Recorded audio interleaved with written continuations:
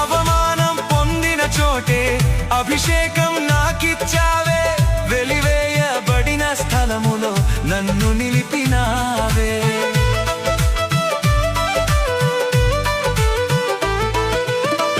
అవమానం పొందిన చోటే అభిషేకం నాకిచ్చావే, వెలివేయబడిన స్థలములో నన్ను నిలిపినావే.